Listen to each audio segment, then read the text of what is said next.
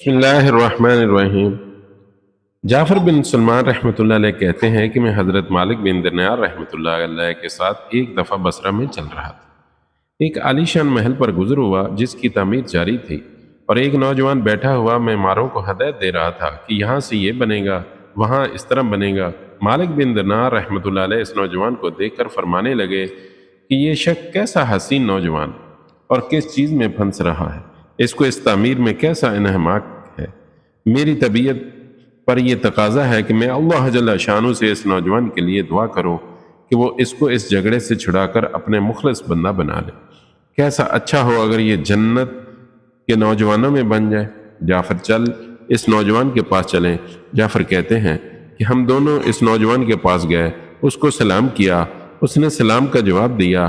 وہ مالک رحمۃ اللہ علیہ سے واقف تھا، مگر مالک رحمۃ اللہ علیہ کو پہچانا نہیں۔ تھوڑی دیر میں پہچانا تو کھڑا ہو گیا اور کہنے لگا، کیسے تشریف آوری ہوئی؟ مالک رحمۃ اللہ علیہ نے فرمایا، تم نے اپنے اس مکان میں کس قدر روپیہ لگانے کا ارادہ کیا ہے؟ اس نے کہا 1,00,000 درہم۔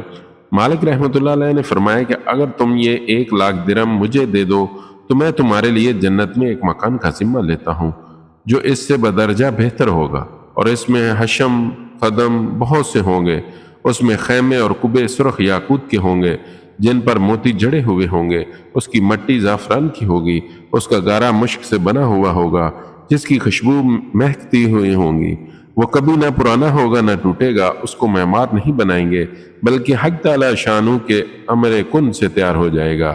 اس نوجوان نے کہا، مجھے سوچنے کے لیے آج رات کی مہلت دیجیے، کل صبح آپ تشریف لاویں تو میں اس کے متعلق اپنی رائے عرض کروں گا۔ حضرت مالک رحمۃ اللہ علیہ واپس چلے گئے اور رات بھر اس نوجوان کے فکر اور سوچ میں رہے۔ آخری شب میں اس کے لیے بہت عاجزی سے دعا کی۔ جب صبح ہوئی تو ہم دونوں اس کے مکان پر گئے۔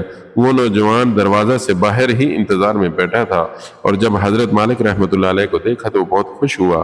حضرت مالک رحمۃ اللہ علیہ نے فرمایا، تمہاری کل کی بات میں کیا رائے رہی؟ اس نوجوان نے کہا کہ آپ اس چیز کو پورا کریں گے جس کا کل آپ نے وعدہ فرمایا تھا۔ حضرت مالک رحمۃ اللہ علیہ نے فرمایا، ضرور۔ اس نے درہم کے توڑے سامنے لا کر رکھ دیے اور دوات قلم لا کر رکھ دی۔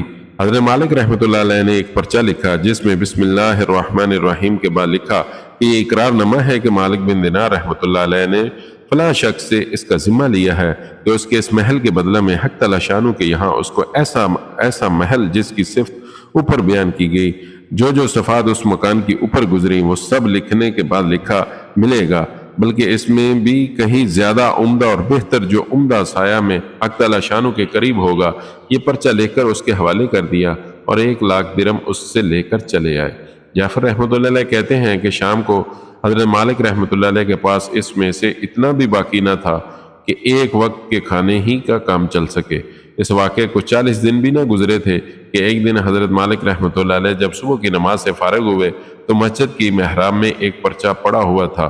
یہ وہی پرچہ تھا جو مالک رحمۃ اللہ علیہ نے اس نوجوان کو لکھ کر دیا تھا، اور اس کی پشت پر بغیر روشنائی کے لکھا ہوا تھا، یہ اللہ جل شانہ کی طرف سے مالک بن دینار رحمۃ اللہ علیہ کے ذمے کی برات ہے۔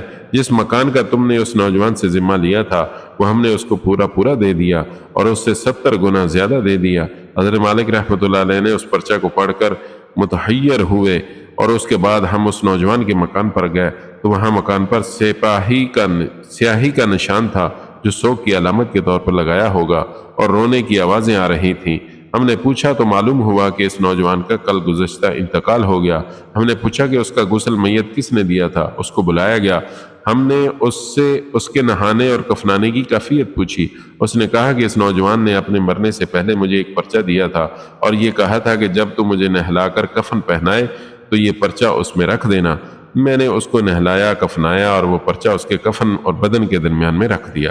حضرت مالک رحمۃ اللہ علیہ نے وہ پرچہ اپنے پاس سے نکال کر اس کو دکھایا۔ وہ کہنے لگا کہ یہ وہی پرچہ ہے، قسم ہے اس ذات کی جس نے اس کو موت دی، یہ پرچہ میں نے خود اس کے کفن کے اندر رکھا تھا۔ یہ منظر دیکھ کر ایک دوسرا نوجوان اٹھا اور کہنے لگا کہ مالک رحمۃ اللہ علیہ آپ مجھ سے 2 لاکھ درہم لے لیجئے اور مجھے بھی یہ پرچہ لکھ دیجئے۔ حضرت مالک رحمۃ اللہ علیہ نے فرمایا کہ وہ بات دور چلی گئی، اب نہیں ہو سکتا، اللہ جل شانہ جو چاہتا ہے وہ کرتا ہے۔ اس کے بعد جب بھی مالک رحمۃ اللہ علیہ اس نوجوان کا ذکر فرماتے تو رونے لگتے اور اس کے لیے دعا کرتے۔ اللہ تعالی ہمیں ان واقعات کو پڑھنے اور ان پر عمل کرنے کی توفیق